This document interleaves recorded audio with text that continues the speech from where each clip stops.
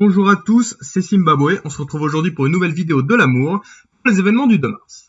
Aujourd'hui, c'est l'anniversaire de la création d'une célèbre organisation, l'Internationale communiste, aussi appelée Troisième Internationale. Il faut savoir que la première organisation communiste, avait été créée dans les années 1860, avait périclité donc dans les années 1870. Puis on avait eu l'Internationale ouvrière qui avait été fondée par Engels, évidemment un des potes de Marx, en 1889, et donc qui avait périclité pendant la Première Guerre mondiale. Il faut savoir que pendant la Première Guerre mondiale, en fait, on avait pas mal de socialistes et de communistes qui avaient participé à ce qu'on appelait l'Union sacrée, c'est-à-dire que rejoignaient les partis faisant la guerre. Et ça, évidemment, plein de communistes et socialistes étaient contre. Et il y avait un mec qui s'appelait Lénine, qui lui vraiment trouvait que c'était une trahison, donc voilà, de participer à l'Union sacrée, il fallait faire la révolution.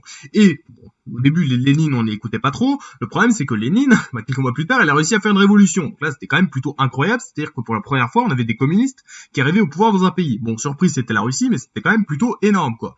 Et en fait, on a Lénine donc qui gagne un énorme prestige et qui décide de fonder une nouvelle internationale, donc voilà, qui aurait pour but donc de participer à la révolution mondiale, parce qu'il faut bien se dire que en 1917, quand Lénine fait la révolution, son but c'est pas juste de la faire en Russie, c'est vraiment de la faire dans le monde entier, l'international sur le genre humain.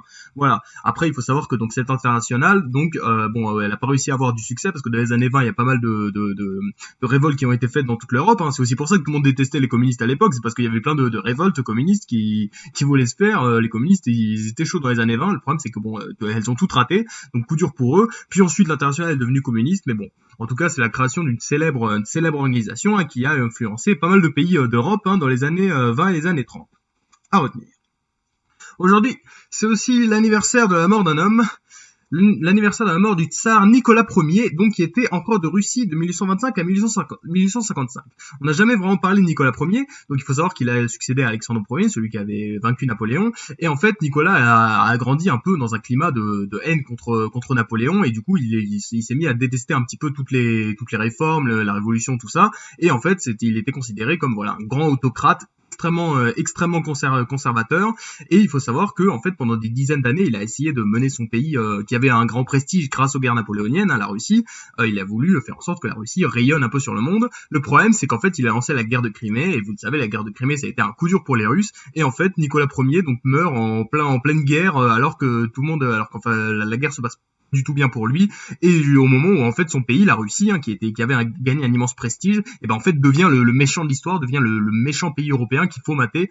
Donc en fait tout ce que voulait Nicolas Ier, donc faire en sorte que son pays rayonne, et au final il a totalement échoué, et son pays se met à être détesté par tous les pays d'Europe, et donc il meurt un petit peu dans la tristesse, évidemment. Il y a même des rumeurs qui disent qu'il se serait suicidé, et donc évidemment il est remplacé par son fils, ce bon vieux Alexandre II, évidemment, roi qui a fait beaucoup de réformes comme on le sait. Mais donc voilà, le règne de Nicolas Ier a été marqué par vraiment un conservatisme pendant 30 années, pendant que le reste de l'Europe se transformait. Donc voilà, coup dur pour Nicolas, à retenir.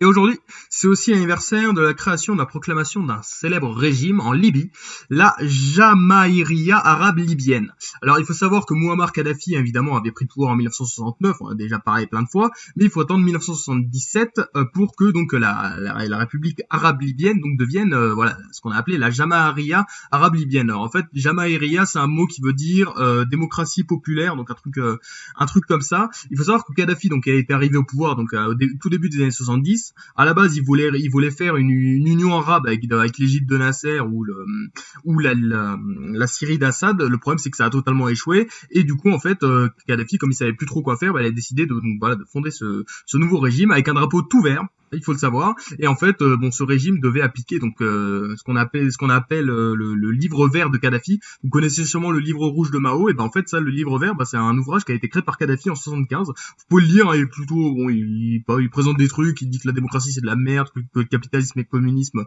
les deux c'est des nuls. Et en fait, la troisième voie c'est le livre vert. Donc c'est quand même plutôt intéressant comme idée. Mais donc voilà, c'est la création d'un nouveau régime, évidemment, qui veut être une démocratie directe. Bon, en vrai, ça allait pas trop, évidemment, parce que c'était plus une dictature.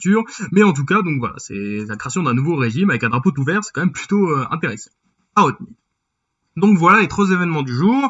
La fondation de l'Internationale communiste en 1919, la mort de Nicolas Ier en 1855, et la fondation de la Jamaïria arabe libyenne en 1977. C'était Zimbabwe, merci d'avoir regardé,